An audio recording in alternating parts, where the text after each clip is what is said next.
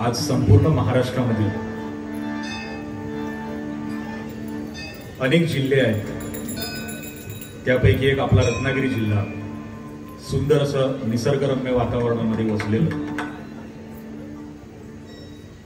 महाराष्ट्र आपला असा संस्कृतींनी सजलेला आहे आणि त्या संस्कृती परंपरा रूढी परंपरा आपल्याला लाभल्या. यापेक्षा अजून भाग्यवान किंवा आपलं भाग्य आणखीन काय असावं, हा प्रश्न कधी कधी स्वतःला आपण विचारला पाहिजे असं मला वाटतं. कोरोना सारखं संकट येऊन गेलं, संपूर्ण महामारी होती, परंतु त्यामधून सुद्धा आज आपण जिवंत आहोत. याच्यापेक्षा मोठी भगवंताची कृपा आणखी काय असेल. आणि एवढं करून सुद्धा आज खास करून माझ्यासारख्या एका लहान कलाकाराला ही संधी मिळाली.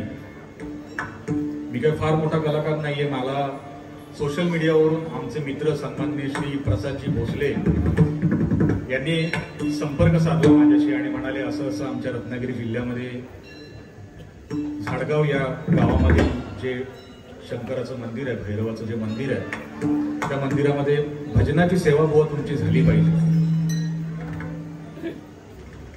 अशी त्यांनी इच्छा व्यक्त केली. आणि मग पुढे जे काय संपर्क वगैरे झाला आणि भजनात आपल्या समोर तुम्ही ऐकत आहात.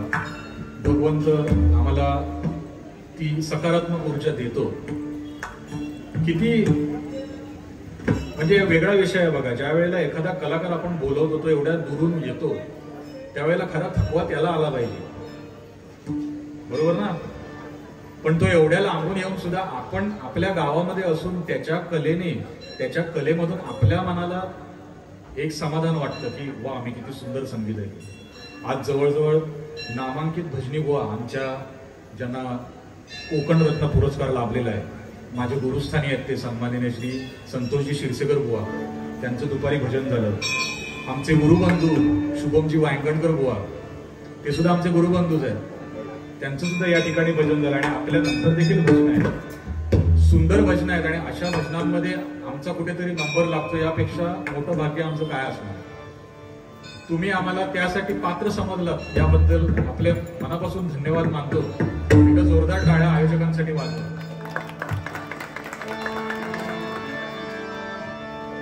काळ भैरव कीर्तन सुद्धा सुंदर झालं. त्यामध्ये त्यांनी काळ भैरवाची माहिती सांगितली.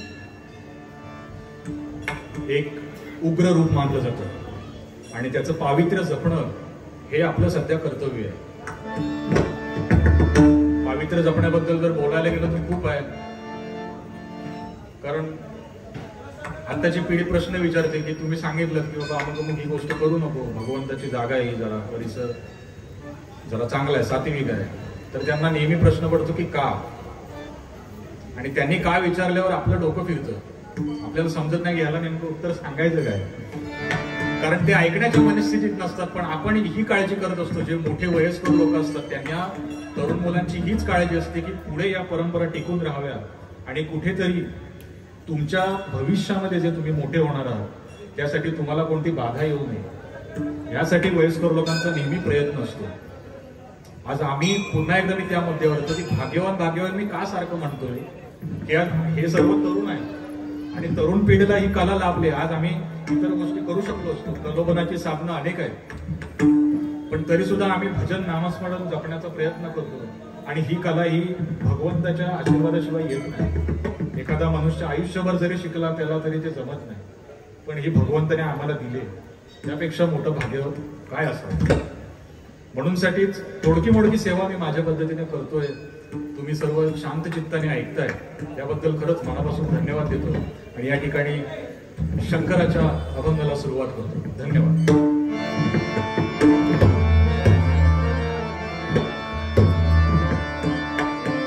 शिव भोळा भोळा, शिव भोळा भोळा भोळा, शिव भोळा,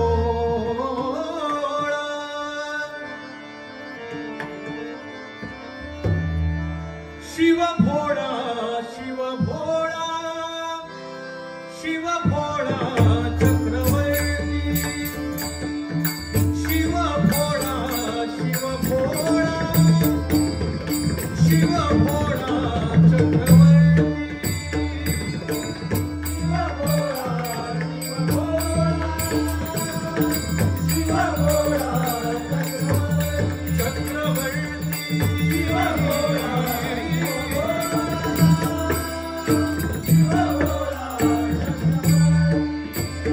त्याचे पाय माझे चित्ती, त्याचे पाय माझे चित्ती, त्याचे पाय माझे चित्ती, त्याचे पाय माझे चित्ती, पाय माझे चित्ती, त्याचे पाय माझे चित्ती, त्याचे पाय माझे चित्ती, त्याचे पाय माझे चित्ती, शिव भोळा चक्रवर्ती, शिव भोळा, शिव भोळा, शिव भोळा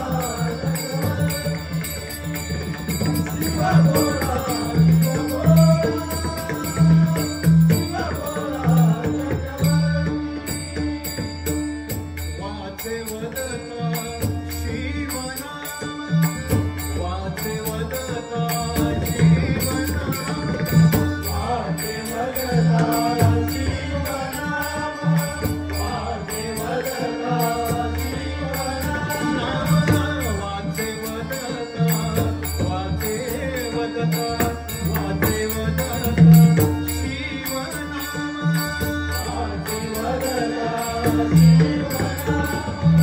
वाचे वदता शिवनाम, दयानवादी क्रोधकाम, दयानवादी क्रोधकाम, दयानवादी क्रोधकाम, दयानवादी क्रोधकाम, याचे पाय माझे चित्ती, याचे पाय माझे चित्ती, याचे पाय माझे चित्ती, याचे पाय माझे चित्ती, शिव भोळा चक्रवर्ती, शिव भोळा, शिव भोळा, शिव भोळा चक्रवर्ती, शिव भोळा, शिव भोळा, शिव भोळा